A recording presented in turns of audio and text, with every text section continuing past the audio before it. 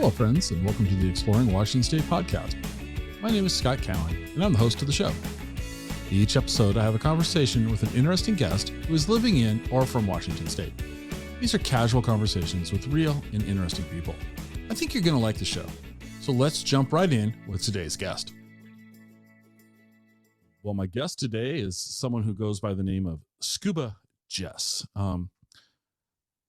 Jess, I'm going to let you introduce yourself a little bit more than that. I apologize, everyone. Bosley has entered in the room. My puppy has decided to grace us and open my office door. So now we'll have outdoor ambient music in the background. So Scuba Jess, welcome to the show. Thank you. Thank you so much for having me. Hi, everybody. It's so nice to be here. My full name is Jessica Alexanderson, but it's kind of a mouthful, especially when you're at the beach diving with 90 pounds of dive gear on your back and you're trying to explain Alexanderson. So I just changed it to Scuba Jess, and that's a lot easier to remember. So I've been moving west my whole life. So I was born in New York, lived there till I was 5, and then we moved to Utah. So I grew up in the country. And I moved out here to Bellevue, Washington in 2008 for my job. And I just loved it. Just from the airplane, the first time I came to Seattle, just looking down, seeing all the water and the trees, it was so green and blue and beautiful. And I'm like, I need to move here. And the craziest thing is I love coffee. And so in Utah, there's very limited coffee supply. And when I walked off the airplane in Seattle and I saw everybody holding coffee, I was like, I'm home. These are my people. I'm here. And so I was like, I have to move here. Just to interrupt you and to help paint a picture. Jess just held up a photo of But First Coffee. Not a photo, but a mug with But First Coffee on it. I've got my Washington State coffee mug in my hand. We're enjoying coffee. But I have to ask, because your story's not quite believable to me. Oh, really? What you said, well, this is what you said. You said, as I from the plane, I saw the blue water, the green, blah, blah, blah. So you arrived in 2008. If memory serves me, only 3 days didn't have rain in Seattle. Actually, I came up here in 2007 before I moved here that was my first time. So I worked for a company called Evergreen Shipping. Ship containers all over the world, big cargo ships, get our ships stuck in the Suez Canal. That's us. That's you. So okay. I started there in the Salt Lake office. Which just seems funny to me that a shipping company would be in Utah. I'm sorry. They had a logistics cell. It was a documentation and traffic team because it's cheaper labor probably to outsource it to Utah. And so after I worked there for 6 months, they sent me up here and I actually got to go to the port to see our huge cargo ships, which was amazing. And I got to go to my very first Mariners game. And up until that point, I was a huge Yankees fan because my family's from New York and my mom's a Mets fan and my dad's a Yankee. So it was always my mom lived near Shea Stadium and my dad was from Manhattan. So I was always Yankees. And then as soon as I got to Seattle, I got to go to a Mariners game and I saw Ichiro and I was just like, oh my gosh, this is amazing. And so, when I got back from this business trip back to Utah, I was like, I need to move to Seattle. This is amazing. And so, I luckily moved here in 2008. I convinced my little sister to come with me because I didn't want to move alone. Okay. And she was still in college, but she, it was probably not the smartest thing, but she just dropped out right then and just moved with me. She should have came 6 months later when she finished the semester or whatever, but she's like, no, I'll just come. So, I just picked an apartment where I could walk to work without getting lost. I ended up downtown Bellevue and it was amazing. So that's just that's your story to how you got to Washington. I tease you about the 3 days because I grew up on the west side of the state. Went to college in the center of the state. Oh, cool. Which college? I went to Central. Okay. It's just state school in the middle of the state called Central. And then I moved back to Seattle, and the person that introduced us, Ron Church. Yeah. Ron was what we called a local in Ellensburg when we went to school, and we met Ron, and he was a local kid, a couple years younger. Ron's 2 or 5 years younger than us. I don't quite remember. Us being this group of people. And so after college, we all kind of migrated west to the Seattle market. And I lived there in the Seattle Tacoma area up until 2017. And then I had enough. I couldn't take the traffic. The gray sky got to me. Yeah. The traffic and the gray was not a good combo. And I was spending a lot of time in the my car. Oh yeah. So we moved to Wenatchee, where we were promised, 300 days of sunshine, and it was a lie. No, I'm just kidding. I know. Shoot. I love living in Wenatchee. So Ron, let's talk about, let's not talk about you for a second. Let's talk about Ron. How did you? Because I think this is going to tie in. So I actually started scuba diving in 2014. Before that, I had no idea you could dive in cold water. I always just thought it was warm water, like turtles and stuff. I grew up in Utah, so I was landlocked, so I didn't really know about the cold water diving, and we have like the most amazing diving here. And so when I first got into it, we go to Redondo Beach down in Federal Way every Thursday night. So we do Thursday night diving, and that's where I met Ron, was at Redondo. And then my dive buddy Eric, he's known Ron for a long time too. So yeah, it's just a really nice gentleman. Came up, gave me some tips as a new diver back in 2014, and ever since then, I have 2,300 dives. What? Wait a second. Wait, I'm sorry. I did my math wrong. Hold on one sec.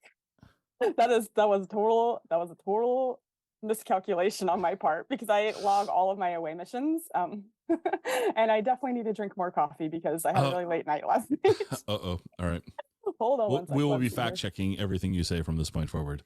1,300 dives, not 2,000. Holy moly. 1,300 dives in 8 years. There we go. So definitely need the coffee today. Holy cow. But yeah, I basically go scuba diving 2 or 3 times a week. And I just fell in love with the amazing sea creatures that we have here. They're I'm a big, huge Trekkie. And so every time I go scuba diving, I feel like I'm on an away mission underwater in like a whole other world.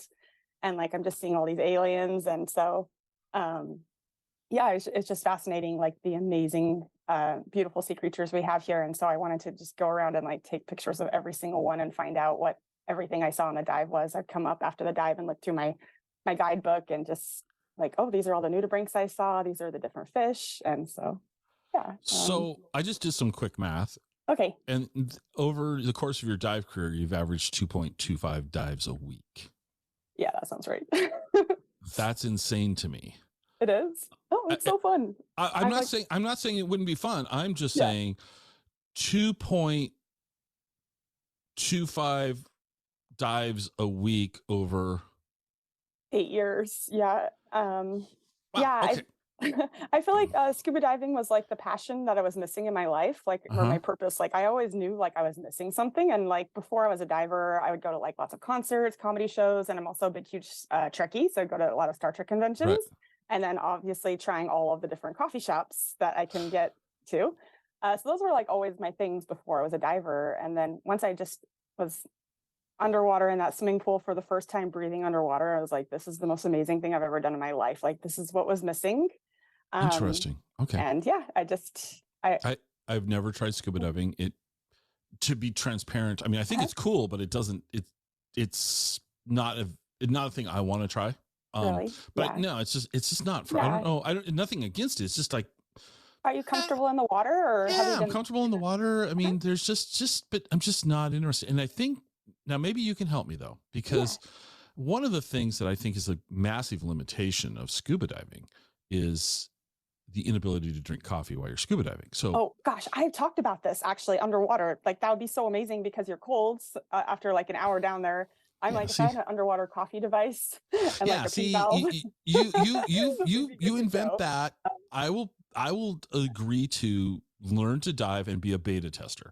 Yeah. But until I can drink coffee underwater, I'm probably just gonna pass. I have like a really nice thermos. So as soon as I get up out of my dive, I have my nice hot coffee right there waiting for me. I also am pretty famous because I bring my coffee machine with me in the car to the beach. So whatever dive site, like, because we go to some remote areas like Salt Creek or whatever, there's no coffee shops around, right? And so I'll just go look for a plug on the beach, plug in my Mr. Coffee Maker, and just make a fresh pot of coffee right there for everybody. I've also unfortunately blown out a couple of fuses from my friends' cars because you know how like they have a little plug-in thing where you can plug it into your cigarette lighter and have like an actual plug. So I plugged my coffee machine into that thing because I thought the voltage was okay and it was not okay. Yeah, so you need to invest in an inverter. The inverter, An inverter would be your friend in this situation. Yeah, so I feel bad. I'm like, I'm sorry, I broke your car. Trying to make you some coffee. But it was for coffee. I mean, coffee trumps everything. So, so you met Ron. Yeah. And Ron had already been diving because the one thing I know there's lots of things about Ron I don't know, but I don't know when he started diving. There was this period where he was never a diver, and then there's been this life after that, which is how I think he identifies as he scuba dives. His vacations or dive trips. Yeah. Like diving changes your life. Like it's like pre-dive and post-dive. Like that's how I like categorize my life. Like everything before Scuba Jess was like a whole other person. I unfortunately haven't dove with Ron very much. Like he didn't show up to our dive sites when we were diving. I think our schedules probably didn't align. And then I think recently he got injured or something, but he's going to be getting back in the water soon. So I really hope to dive with him and hear more of his story, because I'm not actually sure when he started diving, but I know he was definitely diving before I was, because I remember he gave me some tips as a new diver. Right. But the dive community is amazing. Like we always just like, whenever there's like new fresh dive blood, we're always just like swarm them and give them tips and like take them out diving, because it's definitely a group activity, which is so nice. Like I just met my tribe, like these are my people, and a lot of divers also love coffee, so that's fantastic. Okay, all right. Well, you haven't sold me on it, but you're doing a good job. Yeah. So, yeah. I mean, you guys, your viewers can't see my pictures, but I mean, we just have like the cutest sea creatures around. I'm wearing my one of my very favorite fish is called a Pacific spiny lumpsucker. So they're about the size of a quarter when they're in this picture, this lumpy was like a quarter size. This is one of my pictures. But they're just so cute. They're like these little puffer fish, and they have suction cups on their base, so they can stick to rocks or kelp. And they come in all different colors. They come in red, orange, green. If you're lucky, like a kind of blue. And they're very feisty fish. Like, so when they pop up off the rock, they get mad at you if you're taking their picture too much. They'll come like charge your camera, and they'll swim around kind of like bumblebees and like zigzag pattern. And sometimes they'll like come sit on my strobe, so I can't take the picture. But so you're like scuba paparazzi then. Yes. We're definitely scuba paparazzi. And so, but I feel like it's good to bring the attention to like these amazing sea creatures that we have down there, and try to help protect them. So, because people would usually never even know what a Pacific spiny lumpsucker was. And like, this is like the local rock star of the Seattle area. So that's interesting. So what little I know about scuba diving is because I am a large fan of the band The Grateful Dead, and Jerry Garcia, who's deceased, later in his life, as his weight escalated, his drug habit escalated, was famous for saying the only place he felt comfortable was in the water. And so he became a scuba diver. Yeah. And I read an article where he said, I love going to Puget Sound, and it's one of the best places to dive that I've ever been to. And he could go anywhere he wanted in the world. And I'm like, huh? It is. We have, I mean, yes, it's so, I mean, it really does feel like you're getting a hug. Like, I mean, because we wear our dry suits, we wear very warm undergarments underneath. It's like a personal sleeping bag that I wear from England called the Weasel Extreme Plus, which is such a great name. The Weasel Extreme Plus. And then when you're diving, you get the Weasel Extreme Plus. Yes. So cool. So you wear a dry suit, so you stay dry, and you're having like this personal sleeping bag under. So it's just super cozy. And then when you're in the water, the pressure just like feels like you're getting a hug. Like it just really relaxes you, and you're just focused on your breathing. Like you don't hear anything else. Like the whole world just disappears. And like you're just focused, you're just in the moment, like looking at the fish that just swam up to you, or the crab that just walked by, or the hermit crabs, or doorbell, they're running around like crazy. And like you just forget all of your worries, and the only thing you're focused on really is like looking at your computer, like how much air do I have left, like how much time do I have left, how deep am I? And it's just so peaceful until a ferry boat goes by, then it's super loud. But other than that, it's just like, it's just very calm, relaxing, and like you just forget everything, and it's basically like therapy. You're just diving there, and I love it. So let me ask you some very I know nothing questions, so they may seem very, very ridiculous, but if I don't know it, I'm going to guess that somebody else listening to this is probably like, I didn't know this. So let's just go back to Redondo. You go there every Thursday, right? Yeah. All right. Walk me through what a typical dive at Redondo takes from prep to doing up all that. From prep, from the time in the water, depth, all of that, and then after you're done, what does it take? So what's a dive? There's look a like? lot of diving is definitely a dedicated, like you have to be pretty dedicated to this sport for sure. But so first of all, once you have all your own dive gear, you have to go get your tanks filled. So I go to the dive shop 2 or 3 or 4 times a week, just no, a couple times a week. So you have to drop off your empty tanks. It takes like a day to get them filled, and then you have to go back. So I don't have any kids, so we have 12 tanks between me and my boyfriend. So we have 12 kids. So we're like a Mormon family. And so I'm always does the back of your car have like you and your boyfriend and then little tanks? Yeah, I have a picture with them all lined up. And then we also have 2 pony bottles, like little sling bottles for emergency for extra air. So we actually have 14 tanks. So I'm like a soccer mom. Like I'm always driving my kids to the or they're very hungry. So I always go to the dive shop. I'm like, I got some hungry babies for you. And then when I come pick them up, like they're like fat and happy. So anyways, first let me interrupt you. You. What does it cost to fill a tank? So if you just want regular air, it's like $10. If you want nitrox, it's about $15. And we usually always use nitrox. So it's definitely an expensive hobby, but so why nitrox? So nitrox is enriched air, so it has a higher level of oxygen in the less nitrogen. And so if you're diving deeper, I don't like to dive super deep, but you can stay down at like 60 feet or 70 feet for longer because less nitrogen will build up in your system. Okay. So it's just a little healthier, especially if you're doing repetitive diving. If you're doing like multiple dives in a day, it's better to be on nitrox just so you're getting less nitrogen build up in your system. Okay. Yeah. And it also, like, I feel like it gives you extra energy. Like I don't know, it's kind of like a caffeine boost, but through extra air. So maybe Starbucks should be selling anyway. Okay. Yeah. So you get your tank. So it's $15 to fill up a tank. Okay. Okay. So we drive through rush hour traffic because we leave at 5, usually 5 o'clock on Thursday night, get to Redondo about 6 to 6:30. Because from Bellevue, the traffic is not bad. But it's totally worth it. So you get there, say hi to all your friends in the parking lot. Then we all start setting up our gear. So you get your tanks out, you put your BCD on, like your backplate and wing, or like your, it's like kind of like a vest that goes over your tank so you can strap on your tank. You put your regulator on.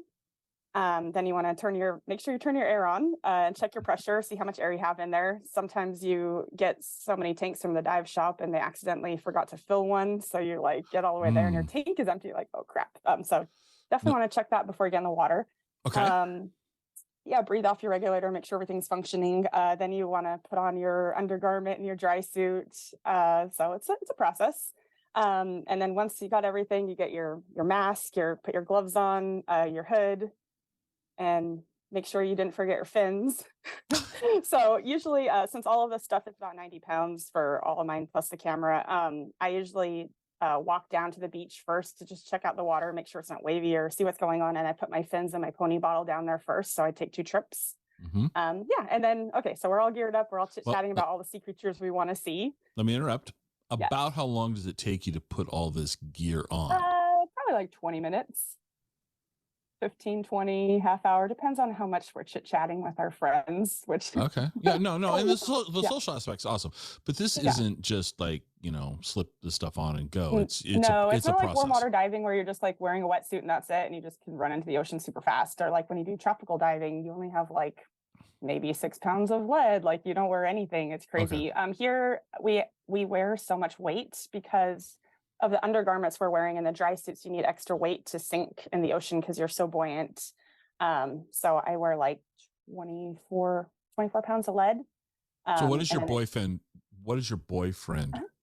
How much lead does he? I think he's like 30 pounds of lead. Okay. So it is kind of based on ratio of I would wear more than you would wear. You would wear more than a child would wear. Yeah, because he's like 6'3", he's a big tall guy.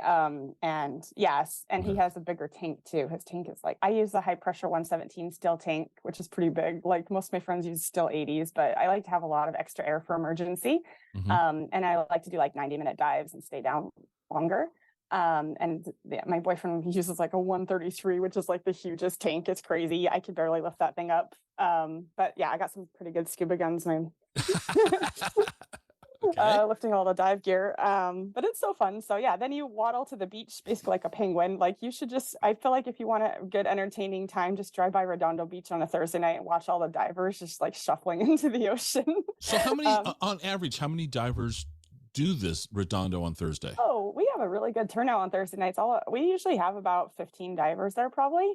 Okay. Hit or miss. It depends on the time of the year. In Sure. the summer, when it's six gill season, the sharks come out in August. The whole parking lot is packed with divers. Like, it's amazing. And the visibility is terrible because the plankton blooms in the summer, and there's sharks down there, but everybody wants to see a six gill. So it's just really cool. In the winter, when it's like the best visibility and it's like so cold outside, we love that because the parking lot's empty, so we can park wherever we want. And we're maniacs because it's like 30 degrees outside and we're headed into the ocean to warm up. But the water temperature is like 43 to 45 something right now. In the summer it gets about 50 on the top, so it's pretty consistent. It's not like, I don't know, it doesn't change, it doesn't fluctuate too much, so you always kind of know, like, if you wear the right clothes, like, you don't get too cold underwater. Just mostly my hands. After an hour I can barely move my fingers. I'm like, okay, it's probably time to go. So using your words, you waddle. Yes, we waddle into the ocean, holding my camera in one hand. And so let me stop you. Let's stop. What's the camera? What are you? It's not like you're walking in with your iPhone. No, I should show you my camera, but it's a Nikon camera. It's a DSLR, and then I have a big huge housing for it underwater, so it's waterproof. And then it has big huge strobes, like flashes, and the big arms, so you can move your arms all around to adjust your lighting, so you can get the shadows where you want it on your sea creature and try to get rid of the backscatter. And are you using just a standard Nikon digital? Nikon D7200, and then I use a macro lens, 60mm macro, and then I also have a flip diopter on there, so I can get super zoom, so that the little sea creatures look extra big. So the 7200 is not all that heavy of a camera. Yes, I mean, once you have all the stuff on there, it probably weighs about, I don't know, probably 15-20 pounds. I have a D750, which it's. I was wondering if you were going in with something like a D750, a D850. You know, one of the. I used to have it. Your scuba guns would be bigger because you'd be lifting 25 pounds worth of gear. Yeah, I went from a D300 to a D7200, and I feel like it's a little lighter, but so, after you have all the huge strobes and all that kind of stuff, it doesn't really, the actual camera body doesn't really make too much of a difference. So do you every single dive, are you taking the camera in? Yeah, unless I'm doing cleanup dives. So I like to do cleanup dives a lot to clean up the ocean, because especially at Redondo, I see so much garbage. So and we're going to come back to that one. We're going to say, but so for your recreational dives, you always take the camera. Yeah, I always take the camera. And then my boyfriend Eric does wide angle mostly, and I'm usually on macro. So I could be the dive model in his pictures, which is nice, because then he takes pictures of me, and I usually sometimes put my camera down underwater, which is kind of crazy if there's current, but make sure it doesn't fly away. Put the camera down, because he doesn't like me to be holding the camera in the pictures. I know. We were just at like this place called Skookumchuck Rapids last weekend, the world's fastest current, but we were there on a very calm day because the moon was in the right spot, everything was aligned. And he's like, put the camera down, and I was like really hesitant. I'm like, okay, we'll put it down. Like, find a patch of rock with like no life on it, stick your camera there, make sure it doesn't float away, and then I'll like swim over and be the dive model and pose with the jellyfish or whatever. That's cool. It's really fun. So let me ask you this: on a typical day at Redondo, you've got 15 people. Yeah. How many of them are taking their cameras in? Most of our friends. So we have a group on Facebook called Thursday Night Diving at Redondo. We're mostly underwater photographers, but some people will show up without a camera too, just to dive, and that's fine. And then, but usually we're all like camera geeks, so we're always like comparing cameras and like taking notes and like try to help each other out. Like, we would adjust our. So this is not just this way. This is not just, I don't want to say it is recreation. I mean, like that, but you're also adding another layer to all of this gear. You're also adding another layer of awareness that you need, because not only are you trying to watch your oxygen, be aware of what in your environment is as far as your safety. Now you got a camera, and you're now trying to frame the shot and find the thing you want to, take a picture of or whatever. So my boyfriend, he's been diving like 20 years, like way longer than me. So when I first started up, he's like, I will let you borrow my camera, but not until you have 100 dives first, so that like Make sure you know what you're doing. You got everything dialed in, because as soon as you have that camera, like your skills go out the window, like your buddy skills, like Right.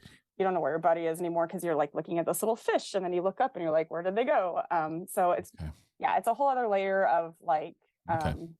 awareness, definitely. And so he waited till like I had all my skills dialed in, and that's also why we use pony bottles, like the extra air that we sling. So it's a whole other separate tank that I clip on right under my arm, so that if any problem happens with my main regulator or tank, I have a backup right there that I can switch to. I don't have to go like find a buddy and be like, I'm out of air, give me your air. Right. Right. And so we all do that since we're photographers. We all have pony bottles. Okay.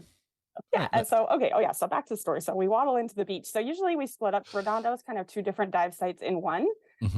So out by the Mass Aquarium is kind of like where most of the divers go, like classes. And there's like a couple shipwrecks, like boat wrecks down there, sunken boat at the carousel boats down at 90 feet. And there's like an old observation pipe. So a lot of people go that way. We actually go to the south of the boat launch side, which is not technically the dive site, but we call it Lumpy Land. And that's where the lump suckers are usually hanging out. And they're very shallow. They're in like 15 feet of water, or even less. But I usually look for them towards the end of the dive. So we'll dive down probably to like 70 or 80 feet. There's an old bottle filled out. There were thousands of bottles. Because there used to be a pier out there, and I guess everybody would just throw all of their bottles off the pier. And so there's bottles everywhere. And all the sea creatures like to hide in them. So there's always like little octos in the bottles, or little grunt sculpins, which are super cute fish, gunnels, which are long fish that kind of almost look like snakes, but they have like real smiley faces. So yeah, we'll swim down to the bottle filled at about 80 feet, do that for a while, and then come up the slope a little bit. There's 3 rock piles that we call Bob's Reef, which he was one of my dive instructors, Bob Bailey. He lived just down the street from Redondo, and he would sneak out there in the middle of the night and just move rocks from land and like build big rock piles. And all the sea creatures really love them. So like sometimes you'll find octos down there, rockfish. They like structure, because usually there's not too much underwater structure on that side of it. And then we'll go up shallower to about 15, 20 feet and start looking for lump suckers on like every single rock or every single piece of kelp. You just go super slow with your flashlight and you look and see if like anything's moving. And it's a lot of fun. It's just like, and every dive is different. Like you just never know what sea creature you're going to find. And depending on the time of the year, different things are blooming, like nudibranch sylvian season, or like the penpoint gunnels will come out. So I don't know, it's really fun. Like this is one of my other favorite fish that I found at Redondo. This is the penpoint gunnel. And he was actually up towards the surface. It almost looked like he was like moon gazing or snorkeling. So I got his reflection in the water column, which was pretty cool. That's very cool. He's like this bright green fish. And so interesting. Yeah, every dive is just, you never know what you're going to get. So it's really fun. So how long on a Thursday night is a typical dive? I think you said, is it an hour and a half for you? Usually an hour to 90 minutes. We usually try to do maybe 70, because if it's like a really epic dive, but then by the time we come up, we go straight after work and we don't eat dinner. And then we're like chatting for so long. We probably get in the water at 7, get out of the water at 8, take all our gear off about 8:30. And we usually get to the pub at 9. We go to an Irish pub after the dive. So that's the dive too. And yeah, so we're eating dinner at like 10 o'clock at night. So we're like so hungry by the time we get there. But yeah, it's a lot of fun. And then a lot of times when it's warmer weather out, we'll actually barbecue at the beach after the dive. So we'll bring all of our dive gear plus our barbecue. And everybody will bring side dishes, and Eric's usually the barbecue master. So we'll do like T-bone steak tacos. One time, I don't eat seafood because they're my friends, but sometimes like when it's crab season, divers will go catch crabs, and then they'll just like boil the crabs right there. So we had T-bone steak tacos with Dungeness crab right there. And then we'll also do like burgers or whatever. So it's really nice when the summer is out, so we can just barbecue right there at the beach. It's really great. So I'm starting to reevaluate my position here. Earlier in the episode, I said, this is not my, but to kind of recap from my lens, what I'm hearing, what's sticking in my head is A, coffee. Yes. B, photography, which is, I collect cameras, thinking I'm going to use them, but no, I don't collect them like a collector. I go, oh, this would be good. I could use this. So I kind of accumulate them is a better word. Yes, that's good. And then now we're talking T-bone steak tacos. Yes, If you delicious. look at me, if you look at me, I mean, I don't miss many meals. I'm starting to reevaluate, and plus it's exercise. For a taco, you're totally invited. Yeah, it's an exercise. I mean, so I could be, you know, I could be exercising. Yes. So in all seriousness though, yeah, how much physical work is this, say for an hour? I mean, just getting in and out of the water is definitely the most exercise part of it. Once you're in the water, you're weightless. There's no gravity. You're just floating around. Your fins are very powerful. So if there's any current, you can just swim so fast. And so I wouldn't really gain a lot of exercise. It's not a ton of exercise unless like there's a lot of current and you're like fighting the current, like you're swimming into it pretty hard. That'll tire you out for sure. But for the most part, we plan the dives with the tides and the currents so that we're not like going into anything crazy. You definitely want to check that before you go in. And yeah, I think sometimes when we dive Deception Pass, that's like a whole other story, or Sunrise Beach, that's like mountain climbing. So like you're doing a switchback of gear, like down the hill and back up the hill with all your dive gear on. So that's definitely more of a workout. Redondo is a very easy entry. You just walk down a nice flight of stairs right into the water. So it's super easy. If you're lucky enough to go on a dive boat, that's really great too. But then just climbing back up the ladder with your dive gear on is kind of tiring, but then you just sit down and you're fine. So it's not too bad. Okay. So because this is all about Washington State, and because we have a completely related but different topic I want to cover. But so let me ask you some of the type of questions I ask guests. So when it comes to scuba diving, where's your favorite dive in Washington? Oh man, that's such a hard question because there's so many top ones, but I think Deception Pass is my number one. It's a very advanced dive site, but it's just beautiful down there. Everything is just bright pink. There's huge tube worms. There's just so much life there. And so that's probably my favorite, but it's very challenging dive. And so you want to plan it just right. If you can't go to Deception Pass, my next favorite would probably be Keystone on Whidbey Island. I just love going to Keystone. It's an amazing dive site. It's right next to the ferry that goes to Port Townsend. And there's a big, huge jetty, like a big rock pile, and underwater, all those rocks are just covered with life. So they're like pink and orange and yellow, like all these sponges, little tunicates growing on there. The whole top layer of surface is a field of plumose anemones, which look like big, huge cauliflowers or something, like these big, long white anemones with a puffy flower at the top. And then it's a no fishing zone. So there's actually some fish there, which is really great. So there's usually like a nice school of rockfish, and big, huge lingcods. I call them megalings or lingzilla. Sometimes these lingcods are like 5 or 6 feet long, like just huge fish sitting on the bottom. And it's just so funny to see these big fish and they're just chilling out, like sitting there. And sometimes they'll have it's like going to the dentist. It's like a cleaning station. So they'll be sitting there with their mouth wide open with these big sharp teeth in there. And you'll see these little sculpins, these little cute fish, and they'll go jump inside the lingcod's mouth and eat the stuff in there, like parasites or whatever, and then just jump out. And so it's a really great dive site. Keystone is amazing. And then also another really good one that I have a huge love-hate relationship with because it always tries to kill me, but it's so beautiful, is Salt Creek. That's out by Port Angeles. It's at a campsite. So it's just like a really beautiful park. And it has a really nice kelp forest. So you have to like climb down these super slippery rocks to get in. And it's usually pretty wavy there. So it's kind of hard because it's like it's like a 4-hour drive to get there. And if you get all the way there and then there's big waves, you can't dive it. So then you're like, oh man. But if it's perfect conditions, it's just like so beautiful because there's these big, huge fish eating anemones, these big, bright red anemones. And sometimes you're really lucky and you can see sunflower stars there, which are now an endangered species. But that's like one of the places we can see them is there. Or also I really love to dive out at CQ, which is like almost a Nia Bay. It's like out on the peninsula. That's another really nice kelp forest. Those are some of my favorite places. They all just have different sea creatures. And so it's just kind of like, well, which one are we lucky enough to see?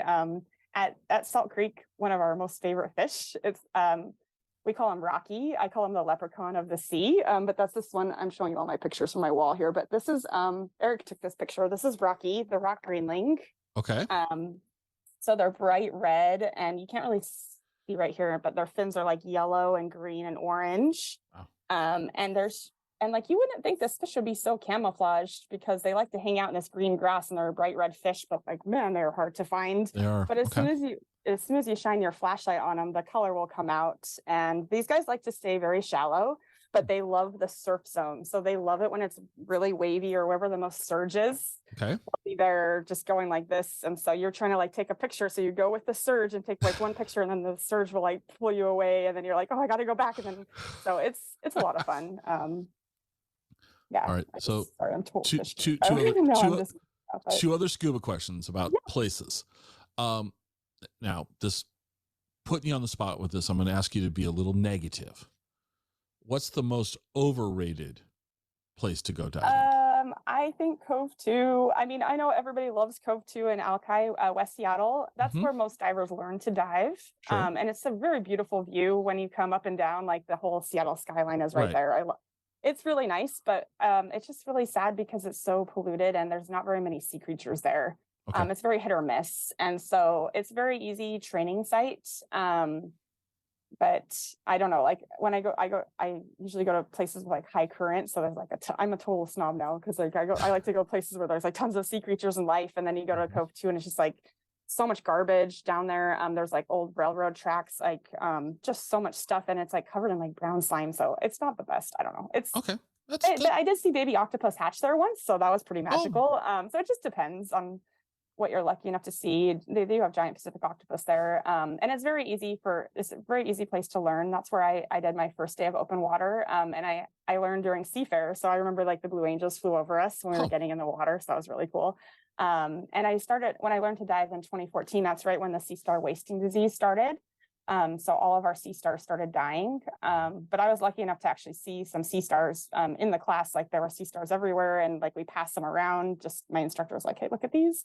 Now, like if you see one sea star per dive, you're like happy. So it's pretty depressing.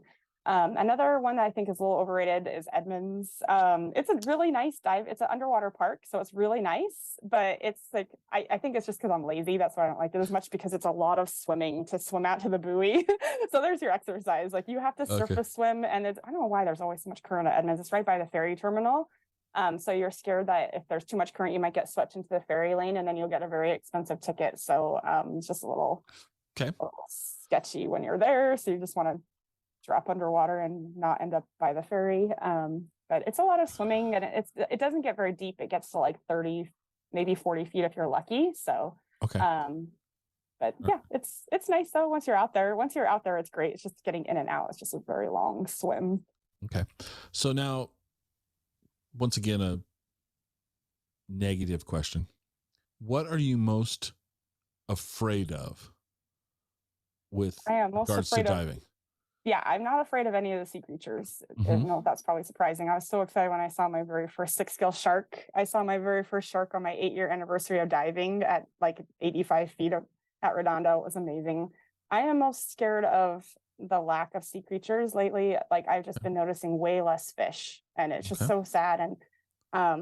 And there's 500,000 tires in the Puget Sound that the government sunk in the 1970s to make artificial fishing reefs, and the tires are leaching chemicals, and it's actually harming all of the sea creatures. And so I think that what scares me is just how much garbage I'm seeing down there, and the lack of, like, over these years that I've been diving, just way less sea creatures in life, and it's just pretty sad. And so I'm just trying to bring this awareness of like what we're seeing down there, and trying to clean it up and get it out of there, and help these amazing fish and animals that need our help. And I think, I guess I'm scared of like boats going overhead, but usually you're aware of that because you can hear them. But why would you be scared of? I mean, if you were close to the boat, like the prop or something, but what? If you're close to the boat, just at Redondo, because we dive right by the boat launch. So when you're getting out, you just want to make sure like a boat's not going to like run you over if you're super shallow or something. But other than that, no, like I'm not really scared of anything underwater, of the sea creatures, just of the lack of life and the garbage I'm seeing. Okay. Well, that lets us segue into, you had mentioned to me when we talked on the phone, you do a lot of cleanup dives. Yeah. On the surface, no pun intended, that makes perfect sense. You're diving and you're removing garbage from wherever it is you're diving. But I'm curious about how are you, what type of garbage are you guys removing? How do you go about doing it? And have you had any, are there any like regulations, like, does the county or city get in the way? I mean, not in the way, but do they require, I don't know. Apparently, like I mean, we just go for fun. We just bring like a tote bag down with us, or like a big blue IKEA bag, and we'll just fill that up. And then after the dive, so we won't take our cameras. We'll just take like 1 or 2 bags with us, because they get very heavy on the way up, full of water. And as soon as you get to the beach, you dump the water out, and then we usually dump all of our garbage on a big tarp so we can see what we found down there. Okay. But mostly we're seeing, and we usually do our cleanup dives at Redondo because there's just so much garbage there. I think because of the boat launch, I think a lot of boaters come right before they bring their boat back on land, they just throw everything overboard. Also, there's so many golf balls down there, like crazy amount of golf balls. And so I think that people are just shooting golf balls off the boardwalk. And then another thing that is just like everywhere, which is so sad and depressing, is all this yard waste we're seeing. Like, we think people are dumping truckloads of yard waste. Like there's all these plastic plant ID cards that tell you like how much to water your flowers or whatever. There's like just everywhere, thousands of them. And then all these bark chips and mulch that are in the garden, like they're dumping them off the boat launch, and you can just see like all of the, like downslope, it's usually just rocks and gravel and stuff. You can see all this mulch and bark just coming from the boat launch down deeper, and then the current spreads it everywhere. And so it's just covering up the whole entire dive site now. And the sea creatures don't like it. And that wood is anaerobic, so it like takes some of the oxygen now, and it's not good for the animals. And so, and there's no easy way to get the bark out. There's just like, I mean, just thousands of pounds of that stuff down there. And so I'll fill my bag up as much as I can. It's like, it's not even making a dent, but I usually just try to take out as much plastic as I can find. There's so much plastic down there. And then beer cans everywhere, aluminum cans. I usually leave the glass bottles because the animals like to hide in those. Anything plastic or metal, I'll take out, because the metal is very easy to recycle. So there's so much, there are like fishing gear, fishing hooks everywhere, crab pots. And I don't know what the deal is with the toilet bowls, but there's toilet bowls at most of the dive sites. Like, who is putting toilet bowls in the ocean? I don't really know, but there's toilet bowls everywhere, which is so gross. Like the other day I was doing a night dive, and there's like all these shrimp running around in the toilet, and I'm like, but yeah, just shoes, thousands of shoes, like from years ago. Like, it's just shoe soles that are left now.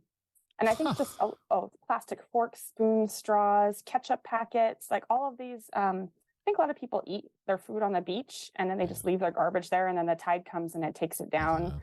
And then also I think that there's like a flat spot at Redondo, and I think that's where most of the garbage ends up. So it might just be moving in from other areas and just kind of lands there. But yeah, just so much plastic. And one time, the creepiest thing I ever found in the ocean was a pair of fake teeth. It was like some dentures on a night dive. That was super terrifying, because I find my flashlight on there, and I'm like, what is this? Like, why are there teeth down here? And then I'm like looking around for the rest of the body. I'm like, this is so scary.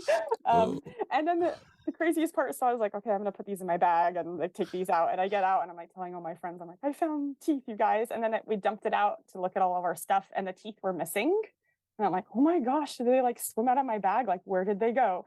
And then 2 weeks later, I found them again on another cleanup dive. So I made sure I got them out, like closed my bag really good, and I got pictures of the teeth, and they were next to the floss, like little flosser sticks too. Like, there's so many of those little, little plastic individual flossers. They're everywhere. And toothbrushes. I don't know if people are like brushing their teeth on their boats and they just throw their toothbrush over that. I don't really know where all this stuff's coming from, but it's just crazy. So the creepiest thing you found, and I'm not gonna, I'm gonna go with, teeth for 200. I think creepy fake teeth dentures. Okay. So have you guys ever found anything cool? Yeah. My friend found a box of burned money. So that was random at Mukilteo, right off the ferry launch there. We always dive by ferry boats.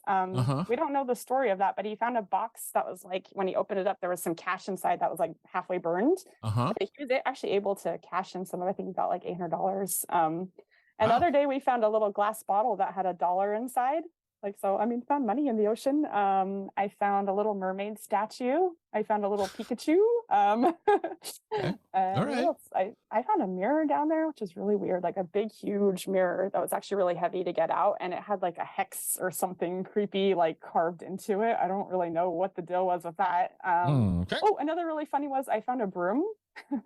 And so I'm like coming out with my big, huge, heavy bag of garbage, and I'm like holding this broom, and there's this guy at the boat launch, and he's like, "That's my broom!" Like, I was looking for that. So I reunited him with his broom. Lots of cell phones, but those are, I mean, once that's in the saltwater, that's dead. Yeah. Yeah. Huh. Okay. Yeah. No, I mean, just so much random junk down there. It's just so weird. But yeah, so many golf balls, and so. Okay. I wish that golf balls were made out of like kelp fruits. Well, or but something the thing is though, I'm going to help you out here. I got a couple of ideas for you. Number one, golf balls can be sold. So if you collect enough of them, go to the local driving range, and you can sell golf balls. Really? People buy them for like $1 a golf ball. Really? Yeah, because so. And what a lot of people do is put them in 8 cartons. I'm not sure they sell like 12 golf balls for 10 or $12. Okay. So if you do that enough, you can maybe get a tank of gas, or not gas, air. Okay. Number 2, the metal, you can recycle it. That's all good. So that's all good. All of that's good. Those are my 2 ideas for that. Yeah. And then just, oh my gosh, the other day I got a tire out of the ocean. I mean, there's 500,000 down there, but I wanted to get one test tire out to take around to tire recycling places to see if it, like, hey, when we get these 500,000 tires out, I think it's Department of Ecology, they just want to put it in a hazardous waste landfill. They don't think they can recycle them. And since I'm in the recycling industry now, I'm like, okay, there's got to be somebody that can recycle these tires. My boss knows somebody in India that can do it, but then we would have to like ship them in a container all the way to India. So I'm like, it would be great if we could find somebody local. So I got one tire out, which was so hard. I was like rolling this tire up the hill with my bag of garbage in the other hand. And I got it out, and it's full of barnacles. Like, the only thing that grows on tires is barnacles. And so it had like one sea star. I took the sea star off and put on a rock pile. And I got it out, and then I've been calling all these tire recycle places, and they're like, we can't take it since it has barnacles on it. What the heck? Like, what are we going to do with all these 500,000 tires? So maybe they do have to go to the hazardous waste landfill. I don't know. It's pretty sad. And that's $7 a tire. Really? Oh man. Yeah. So that's if there's a whole nother, obstacle is if you got 500,000 tires, it's $7 a tire. Yeah. That's expensive. A lot. I mean, the government's the one that put them down there. They should be paying to get them back out. So that's $3.5 million. You would think you get a little bit of a discount if you brought in half a million tires.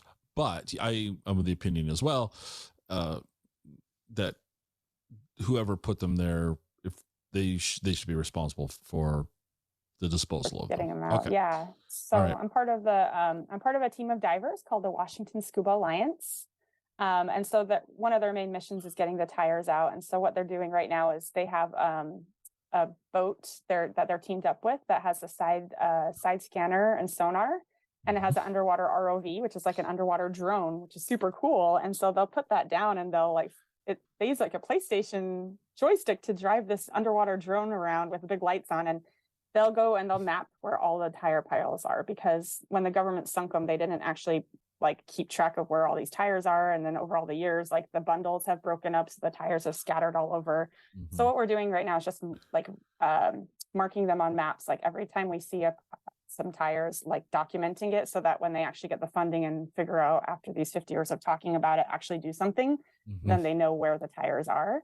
And another thing that they're going to do is, if they get the crane to lift up these tires up and they just like hover off the boat in like 5 or 10 feet of water, then we can dive down there shallow, and if there's any sea creatures like an anemone or sea star, take it off before they pull it out, just so we can save those sea creatures.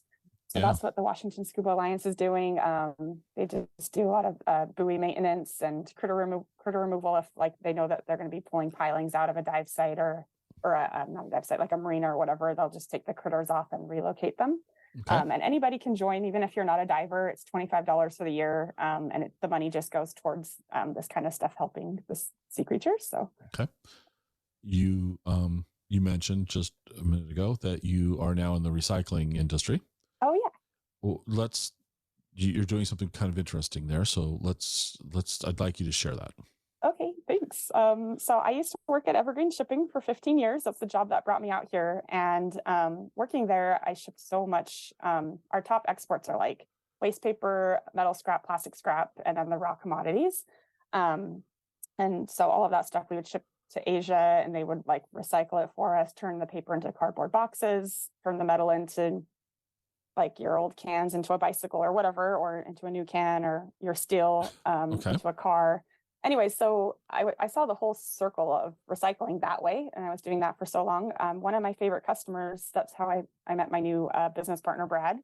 He shipped used car batteries, or he still does, to Korea to be recycled. And he was always a nice guy, never yelled at me, which is very rare in shipping. It's a very, I don't know what the deal is with people. They get very angry and worked up about container delays, or out of containers, or the ship is too early, the ship is too late. People are just freaking out at me of stuff I have no control over. And so I was like, it's like 15 years, I'm like, if I don't leave now, I'm going to be here forever. And I knew I wanted to change, but I didn't know what I wanted to do with my life. And I knew I wanted to help the oceans, and I wanted to help with this garbage. I keep seeing all this garbage, and I'm like, this is the time to make a change. The sea stars are dying, like the ocean needs our help. And so I was chatting with Brad, and I showed him a picture of from my cleanup dive, and he's like, all of that metal can be recycled, right? And I'm like, I know the cans. Like, I grew up in Utah where they don't recycle anything. It sucks. I didn't even know about a scrapyard, really. Like, I knew I shipped scrap metal, but I didn't really know about scrapyards when I grew up in Utah. So people would just pay to take all of their garbage to the landfill. And meanwhile, they could go down the street to the scrapyard. They'll actually pay you for it. And so I was like, this is amazing. Like, I mean, I don't know if I'm the only one that didn't know about this, or a lot of people didn't know about it. And so that's what inspired me to ask him. I'm like, well, are you hiring? And he's like, I would hire you in a minute to run my shipping department, but is that what you want to do with your life? And I'm like, no, I want to help the oceans. I want to help the planet. I don't even know what this job is, though. And he's like, that's pretty interesting, because I feel the same way. And I'm like, I know it has to start with kids. I think that if we can teach little kids about recycling and taking care of our planet, then they're going to teach their parents. And so he's like, well, this is amazing, because I already had this story idea written out for a book called The Girl Who Recycled 1 Million Cans, based off his daughter, Ellie. And so he hired me, and we started a new company. It's called Scrap University Kids. So we're teaching kids that all metal can be recycled. And we wrote a kid's book called The Girl Who Recycled 1 Million Cans. And it's about Ellie, and this little girl. She loves unicorns, and she finds out she can get 10 cents per aluminum can that she recycles at her scrapyard. Or they actually live up in Canada, where they have like a really amazing deposit system where you can just go to a vending machine and put your can in and you get your 10 cents. Oh, wow. Okay. So Ellie and her sister just hanging out, and they just see cans everywhere. And so the first line of the book, it says, "Hi, I'm Ellie. My daddy has been teaching me about recycling. He told me to look for aluminum cans so we can help save the planet." And then we have a really cute little adorable magnet spokesperson named Mr. Ferris Maglio. And he says that cans are 100% recyclable. And so he's just like this adorable mascot. And he's on every page of the book giving little recycling facts. So here's my magnet of my picture of Mr. Maglio, and he loves to hang around the fridge giving out recycling tips. Hang around the fridge. So anyways, Ellie's on this journey to recycle. She decides she wants to recycle 1 million cans so she could buy a unicorn. And then my other co-author, Shazia, she's an elementary school teacher. So we got some math equations in our book. So she's like sitting here on every couple pages counting her cans to see how many she needs to get to 1 million. And she decides she needs help, so she gets her whole school involved, and they're doing a can recycling event.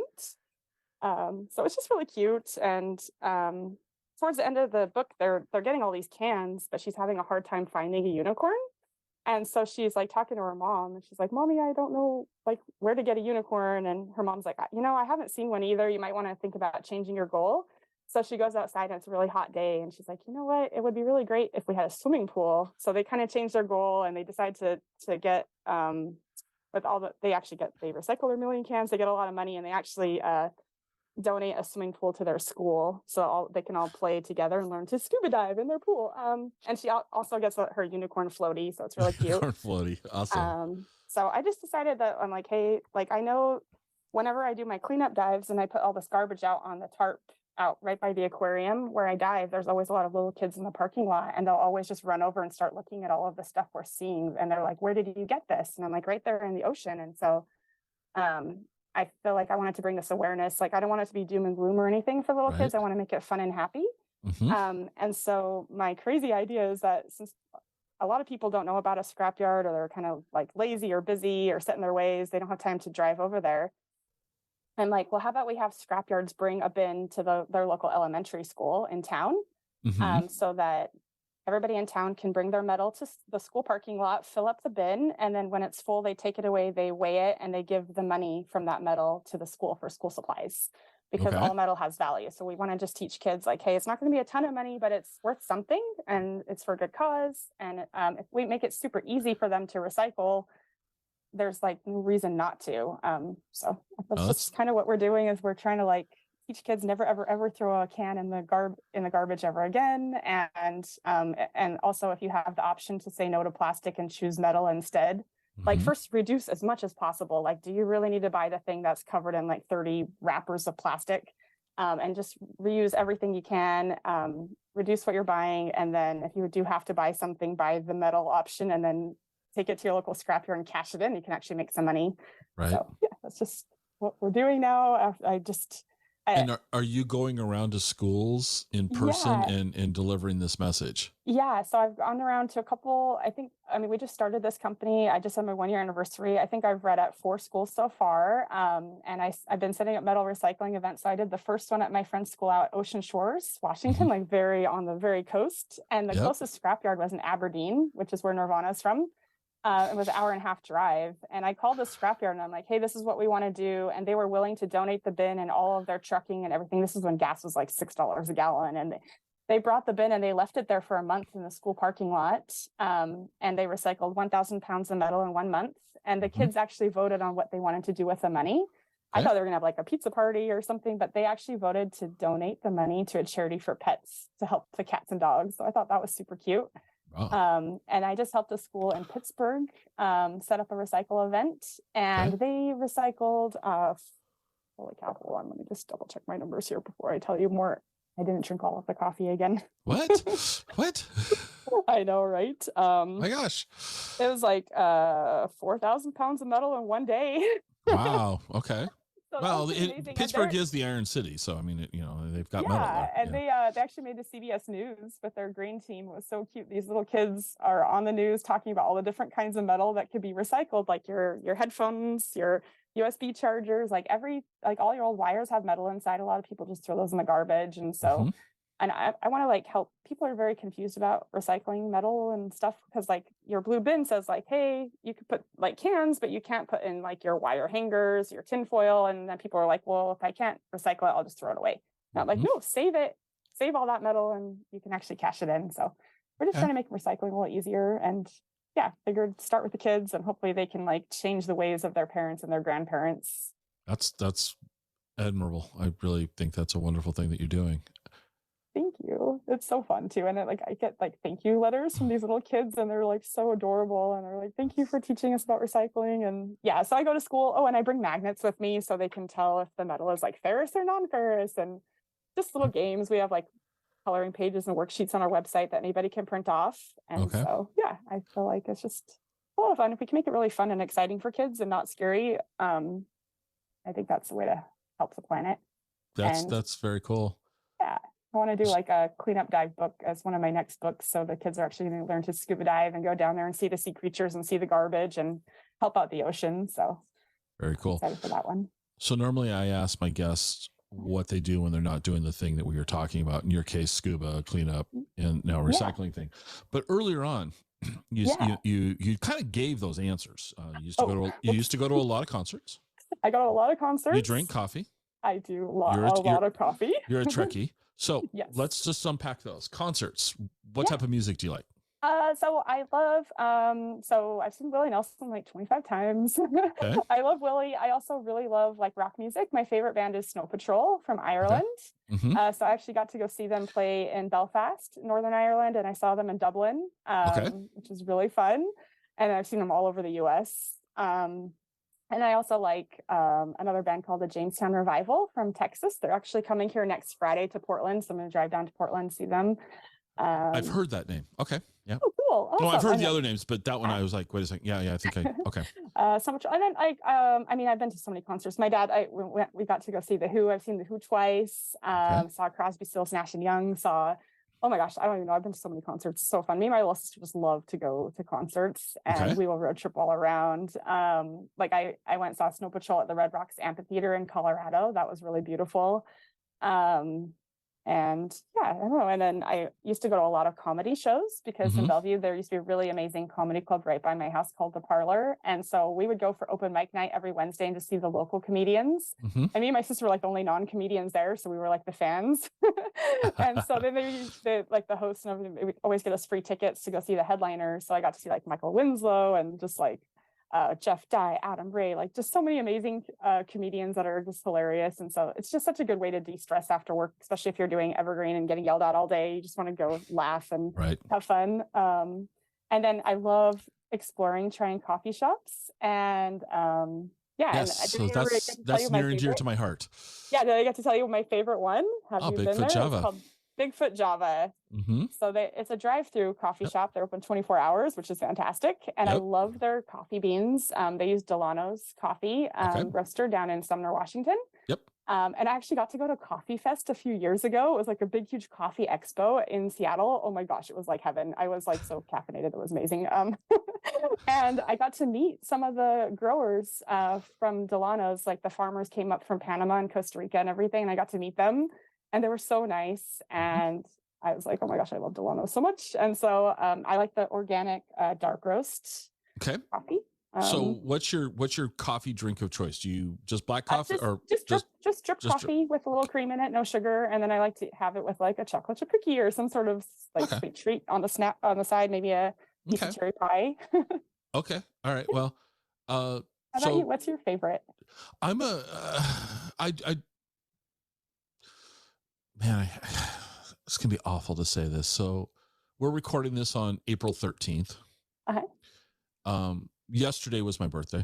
Oh, happy birthday. Thank you. Awesome. And I was at the office and there needed to be a meeting that I didn't need to be involved with. So I was jokingly dismissed. And I went down to the local Starbucks and had a Frappuccino, which is almost embarrassing to admit. I haven't had a Frappuccino in so long. And I was like, it sounded good. I mean, sometimes you just need that sweet drink. And like ice cream, but honestly, it missed. And I'm not trying to be disparaging about Starbucks. It just missed. I used to work for Starbucks back in the day when Frappuccinos first came out. And we could make them in the corporate offices. And you know, we had all these things. And I liked them back then until I realized that Frappuccino had as many calories as a Big Mac. Yeah, there's so much sugar in those things. Yeah, anyway. But my go-to is drip coffee. If I can't have drip coffee, I'll do an Americano, which is fine. Yeah, but I do Americano too. Like if they don't have drip, I'm like, okay. But normally when they do places that don't do drip, and then they go, oh, I can do an Americano, it's like, it's never good. Yeah, it's never good. I usually get it iced. I don't know why, for some reason it tastes better iced Americano. But my guilty pleasure for coffee, and this is a Starbucks thing, I love their nitro cold brew with sweet cream. That's like drinking ice cream. And I really like that a lot. But I'm a brewed coffee, drip coffee. I use an AeroPress at home to make my coffee. Cool. Yeah. And so that's my go-to thing. But all right. So I've got two last questions for you as we wrap this up. So two last questions. I'm going to reverse the order that I normally ask. So this is a very important question. Okay. Cake or pie? Pie, 100%. Well, okay. You cut me off. Oh, sorry. Whoops. No, I'm kidding. Cake or pie, and why? Oh yeah, and why? So the problem is that I can't eat dairy, lactose-free situation here, and so I love pie because cake usually, cake's delicious, but it always has like whipped cream on top or like so much dairy attached, and I love just a good old slice of like cherry pie or apple pie, or peach pie. But I just love pie with coffee. I think it tastes so good together. I mean, obviously a piece of nice dark chocolate cake with some. There's no wrong answer. There's no wrong answer here. Yeah, that's good too. Oh, and pumpkin pie. Oh my gosh. Oh no, that's the wrong answer. Pumpkin. Okay, sorry. Oh.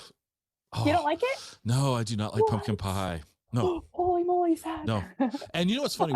We ran a jokingly a poll Yeah. on Explore Washington State, and pumpkin pie, yes or no. And I had an opinion of what the answer was going to be.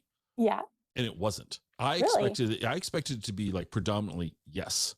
Yeah. And pumpkin, we had like 500 votes. Oh. And it was like 55% yes, 45% no. I mean, it was like split. I think that also it really depends on where you get the pie from. There's such a huge range, especially in pumpkin pie. Like if you're just getting a Safeway Albertsons or something, like a $2 pie, like that's just terrible. Don't even do it. No. Surprisingly, Costco pumpkin pie is really good, even though it's like $5 for this huge pie. It's like they actually have really good pumpkin pie, I think. But yeah, I'll just go get 3 of the $1.50 hot dog things instead.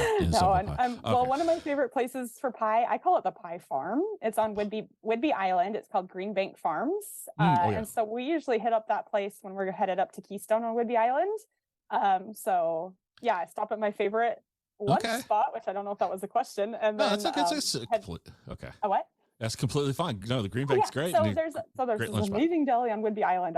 I'm obsessed with it. It's called Pickles Deli. The owner, Kim, is from the East Coast, and she just makes the most amazing sandwiches. And then they have this big, huge barrel of pickles that you can get for $1. And yeah, really good sandwiches. And then they also sell pie there. That's really good. But we usually just head over to the pie farm and get a whole pie, and then we'll bring it to the beach for in between dives or after the dive. So we usually barbecue on the beach and then bust out the pie and the coffee. So all right. Yeah. All right. So last question is, what didn't I ask you that I should have asked you during this conversation? Holy moly, that's a good question. Oh, you didn't ask me who my favorite character from Star Trek was. You're right, I didn't. I'm Spock, Leonard Nimoy all the way. Kirk and Spock, original series. But yeah, I actually got to meet him at a Star Trek convention a few years ago, like right before he died, unfortunately. But he was the nicest guy. Oh my gosh. And like I met William Shatner, he was so great, Uhura, Chekhov. I met like the whole original series cast except for Scotty and Dr. McCoy, because they passed away before I had a chance. But I think the only one, like after I met Spock, I like had to wait till I was like the next room over, and then just like busted out just bawling. Like he was like my hero. Like I just loved him my whole entire life. And so yeah, that was like one of the best days of my life. And then also meeting William Shatner, like, oh my gosh, the day I met William Shatner was great too, because he was out at the Hilton by the SeaTac airport. And he was so nice. Oh my gosh. And then right after I met him, I met Geordie LaForge, LeVar Burton in the lobby. And he taught me this really cool thing. I'll teach you over the camera, but you do a fist bump and then you go into Live Long and Prosper. So LeVar Burton taught me that right after I met William Shatner. And then we headed from that epic event all the way up to Bellingham to see the Jamestown Revival. They had a show that night in Bellingham. So that was like one of the best days of my life, because I was like, oh my gosh, like amazing Star Trek action and then a concert. So it was really fun. Okay. Yeah, that was pre-dive days. Pre-dive days. All right. Well, actually, one more question you didn't ask, even though we're probably talking a lot. Sorry. It's okay. My favorite, most insane dive, because we talked a lot about diving in the Puget Sound, which I love, but I didn't get to talk about Vancouver Island. And Vancouver Island is just magical. Like it is so beautiful. It's like the Puget Sound, but on steroids. There's even more life and color up there. So it's still cold water diving, but I'd say learn to dive and practice in Puget Sound, and then head up to like Campbell River or Port Hardy or Port McNeil, and like your mind is going to be blown. So if you're a diver, definitely check it out. Okay. Thank you so much. I've learned a lot about scuba diving. Thank you. I've also learned a lot about the whole. I think we're all. I mean, unless you've lived under a rock, I think we're all aware that the oceans have become a dumping ground, or for many years, and that we probably have tipped beyond critical mass of a problem. Yeah. But I wasn't aware of some of the things that you shared, like the sinking of the tires. I'm also fascinated by teeth. I'm sorry, that was just kind of a really weird thing that you disclosed. I mean, finding teeth, that would just be creepy. It was so creepy. Oh my gosh. And the other thing that I was really surprised by that you shared was that you're not afraid of underwater creatures. I'm sorry, you said the word shark and I looked over my shoulder because I heard dun, and so the fact that the sharks don't bother you. No, sharks are amazing. And like, I mean, humans have killed so many sharks, and I mean, the percentage of sharks killing humans versus human killing shark, like that doesn't even compare at all. Like that movie Jaws just destroyed the shark population. Like it is just terrible. And I mean, sharks eat fish. Like they'll, if you're a human, like you're a surfer up at the surface, like you look like a seal or like a food, but like once they take a bite out of you, you're like, you don't taste good. Like you're not a fish. Like they know, like, Right. But they don't want to eat the whole human. They're still portrayed as very aggressive and Yeah. maybe predatory. And so my awareness currently, Yeah. it would be that if I were underwater with you, snapping my fingers, and we're down 60 feet over Redondo, and a 6 gill showed up, I probably wouldn't be your dive buddy at that point. Yeah, I'd probably be like going up. Yeah, don't go too fast. But right, no, I mean, we're wearing like so much dive gear. We have all these bubbles coming out of our tanks every time you breathe. So many bubbles come out. We have big, huge lights. Like they know, they're like, they think we're aliens, and they like swim up and like, what the heck are you? And then they'll just swim off. Like, yeah, I've never heard of a 6 gill attacking a human. Still. No, like, I mean, I believe you, but I'm just telling you my personal Yeah, I know. I think most people are very scared of sharks, and it's pretty unfortunate because they're just such magical, like majestic creatures, and like. Oh, they're very cool. I'm like, don't touch the shark, but I really just want to like pet the shark, but don't touch it. Yeah, no, they're very cool looking. Don't get me wrong, but they also just very much, Yeah, and also the giant Pacific octopus. I forgot to talk about that, but we have the world's largest octopus here. And so the only time, like, I don't think an octopus has ever hurt a human, but like if you are hanging out with like a really huge one, like I've seen like a 10-foot octo before, like if they get very interactive, sometimes curious, they'll like start filling you with their tentacles. So you just want to make sure you like hold your regulator in your mouth so that like they don't pull your air out. But I think actually my friend got his camera stolen by a giant Pacific octopus before, and he like stole the whole camera and put it in his den. And yeah, they're very strong. So definitely don't touch the sea creatures. Don't harass them or anything. But I've never had any bad interactions with sea creatures before. Okay. They're just really nice. So well, thank you very much for taking the time to sit down and talk with me today. Thank you. I had a lot of fun with this one. This is great. I always get to learn new stuff when I talk to people. And again, thanks to Ron for putting us together, and thank you for making the time to do this. I'll leave you with the last word. What do you want to say? Yeah, thank you so much. And I just say, let's all protect our amazing planet and our oceans. And if you're ever just walking on the beach and you see garbage, pick it up. If you're ever walking near your storm drain, pick it up. All that trash by your storm drain on your street will actually go down into the ocean or your rivers. And yeah, just let's all help each other and help our sea creatures. And I always like to leave it at the very end with a live long and prosper. There we go. Awesome. Thank you. Hope you enjoyed the show. You can reach me on Twitter at ExploreWaState. I'd love to hear your comments. You can also visit our website at explorewashingtonstate.com. If you know anyone who would like the show, it'd be amazing if you'd share the show with them. This is the biggest way that we grow this show. Good old word of mouth. Glad you were here with me today, and I hope to have you listening to the next episode. See you then.